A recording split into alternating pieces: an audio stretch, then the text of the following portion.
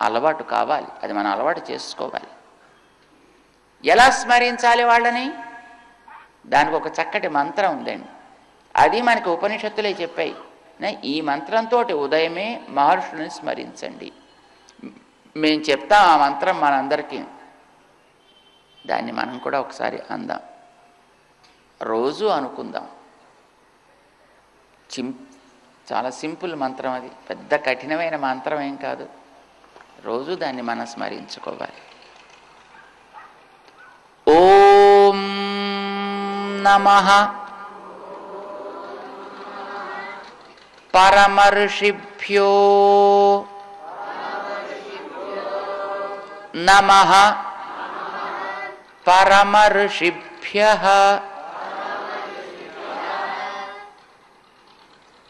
Bus అంతే.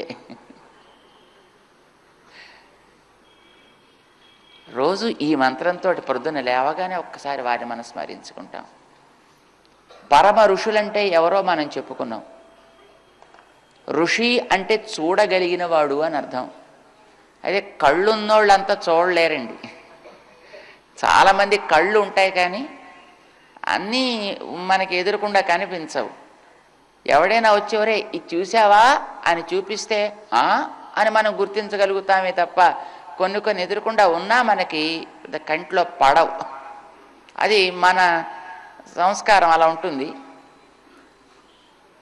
జీవితానికి ముందు వెనకలని చూడగలిగి దాన్ని వర్తమానంతో సమన్వయం చేసుకునే వ్యక్తిని ఋషి అని అంటాం. అయితే అలా సమన్వయం చేసుకున్న దాన్ని మరొకడికి అందించగలిగిన వ్యక్తి మహర్షి. అయితే అలా అందించగలిగే వ్యక్తుల్ని, తయారు చేసే వ్యక్తుల్ని పరమఋషి అని అంటాం అని అనుకున్నాం. వారు పరమఋషులు. అలాంటి పరమఋషులు ఎందరో ఉన్నారు. మనం ప్రొద్దున ఏం చేస్తాం? వారికి ఒక్కసారి ఓం నమః అని మనం స్మరించుకుంటాం. ఓం అంటే నేను అని అర్థం అండి. నమః అంటే నీకు నేను అర్పించుకుంటూ నేను శరణాగతి చేస్తున్నాను అని అర్థం అన్నమాట. ఆ పదానికి తాత్పర్యం అది. ఆ తర్వాత ఎలా వస్తుంది ఆ అర్థం అనేది మనం తర్వాత చెప్పుకుందాం.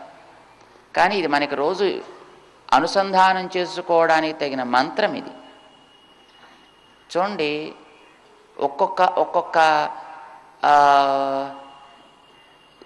ఒక్కొక్క రహస్య స్థావరంలోకి వెళ్ళడానికి కొన్ని మంత్రాలు ఉంటాయి. అలీబాబా 40 దొంగల సినిమా చూసారా? డబ్బు ఉండేటటువంటి గుహలోకి వెళ్ళడానికి వాళ్ళకు ఒక మంత్రం చదవాలట. ఏమని? Open sesame. టక్కుమని తెరుచుకుంటున్నాను. అదో మంత్రం అది. అది వాడికి మంత్రం. అది ఏదో వాడు అరబిక్ భాషలో అన్నాడో మనకు తెలియదు, ఇంగ్లీష్లో అన్నాడో తెలియదు. వాడేదో అన్నట్టు అబ్దుల్ కా ఖసం, అదో అదో అల్లా కా ఖసం, అబ్దుల్ కా కిసం, ఓపెన్ సెసమే అన్నట్టు. అంటే వాడు సగం ఉర్దూలోను, సగం హిందీలోను, సగం ఇంగ్లీష్లోనే ఎలా అన్నాడో మనకు తెలియదు. But that's a password.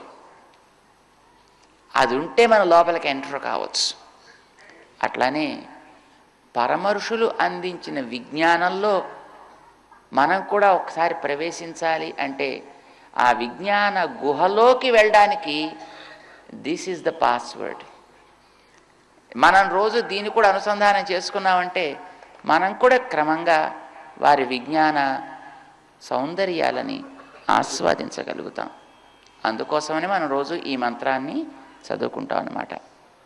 సరే, ఇది అయిపోయిన తర్వాత ఎందరో మహర్షులు మనకి ఒక్కొక్క వేద శాఖకి సంబంధించినటువంటి ఉపనిషత్తుల్లో ఉండే రహస్యాలను వివరించారు అని కదా మనం చెప్పుకున్నాం. అందులో ఒక్కొక్క ఉపనిషత్తులోకి మనం ప్రవేశించాలి అని అనుకుంటే ఆయా ఉపనిషత్తుకి సంబంధించిన ఒక్కొక్క శాంతి మంత్రం అని ఉంటుంది. ఆ శాంతి మంత్రాన్ని మనం స్మరిస్తే అప్పుడు మనం అందులోకి వెళ్ళొచ్చు అన్నమాట. మనం ఒక ఉపనిషత్తుని ఇప్పుడు స్మరించుకోపోతున్నాం. అథర్వవేదానికి సంబంధించినటువంటి ఒక ఉపనిషత్. ఆ ఉపనిషత్తుకి పేరు ముండక ఉపనిషత్ అని పేరు. ఆ ఉపనిషత్ సంబంధించినటువంటి విషయాలు కొన్ని మనం చర్చించుకుందాం. అదే మొదటి ఉపనిషత్తు అండి అని అడక్కండి. ఉపనిషత్తులకి మొదలు తుది అనే ఉండదు. ఆకాశానికి మొదలెక్కడా, ఆకాశానికి చివరెక్కడా అంటే అదిగో అక్కడండి ఆకాశం మొదలు, ఇక్కడండి ఆకాశం ఎండ్ అని అంటారా? ఏముండదు. ఆకాశానికి ఇది మొదలు ఇది తుది అనేది ఉండనట్టుగానే వేదవాంగ్మయానికి కూడా ఇది మొదటి వేదం ఇది చివరి వేదం అనేది ఎప్పుడు ఉండదు. కానీ ఎవరో తెలివి తక్కువ వాళ్ళు, ముఖ్యంగా ఈ మ్యాక్స్ ముల్లర్ లాంటి ప్రబుద్ధులు ఋగ్వేదం మొదటిది అని అంటే, అవునండి బాబు మీరు చెప్పారు కనుక ఋగ్వేదమే మొదటిది అని మనవాళ్ళు కూడా అలాగే అనుకోవడం ప్రారంభించారు. It's wrong. సముద్రానికి మొదలెక్కడా చివరెక్కడా ఉందా? ఎక్కడైనా ఈ ఒడ్డు మొదలు అవతలి ఒడ్డు చివరంతావా? కొన్నిటికి మొదలు తుది అనేది ఉండవు. కానీ నువ్వు ఎక్కడో ఒక చోట నుంచి ఆరంభం చేయాలి కనుక ఇప్పుడు ఏమండిగో ఇక్కడి నుంచి మనం బయలుదేరుతాం కనుక అదిగో ఇక్కడి ఆకాశం అక్కడి ఆకాశం అక్కడి ఆకాశం అని ఏదో ఒక మార్గం పెట్టుకుంటారు. It doesn't mean that it is the beginning. సముద్రానికైనా అంతే. నువ్వు ఇక్కడ నిలబడ్డావు కానీ నీకు ఈ ఒడ్డు కనిపిస్తోంది, ఆ పక్క నిలబడ్డవాడికి ఆ ఒడ్డు కనిపిస్తుంది. అది మొదలా ఇది మొదలా? నీకు ఎక్కడో ఒక చోట నుంచి దాంట్లో లోపల దిగాలి అని అనిపిస్తే నువ్వు నిలబడ్డ చోట నుంచి నువ్వు లోపల దిగుతావు. అంత మాత్రం చేత ఇదే సముద్రమునకు మొదటి మెట్టు అని అంటే వాడిని పిచ్చోడు అంటారు. కాలానికి మొదలెక్కడా తుదెక్కడా ఉందా? లేదు.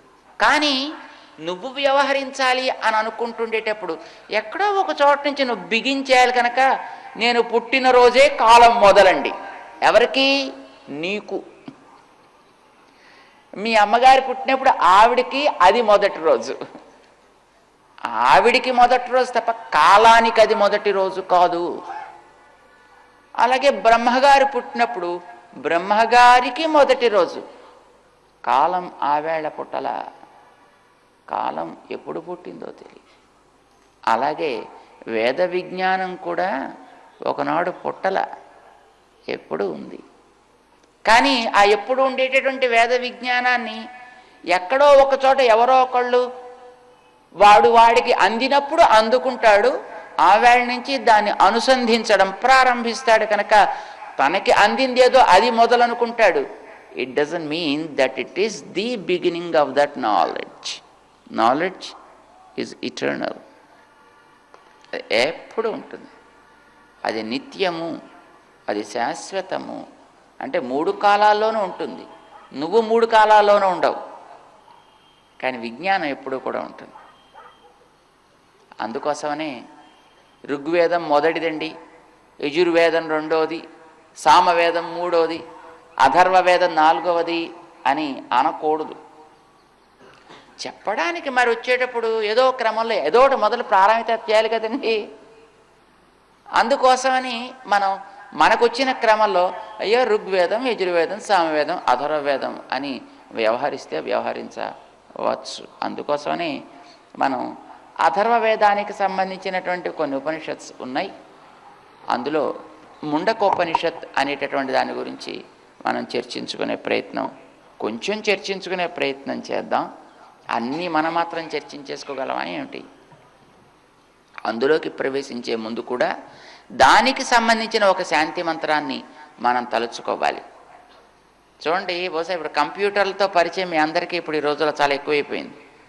అందుకోసం కంప్యూటర్ ఓపెన్ చేయడానికి మనలో ఒక పాస్వర్డ్ ఉంటుందండి, కావాలంటే పెట్టుకోవచ్చు అట్లాగా. So you can enter in to the computer with a password.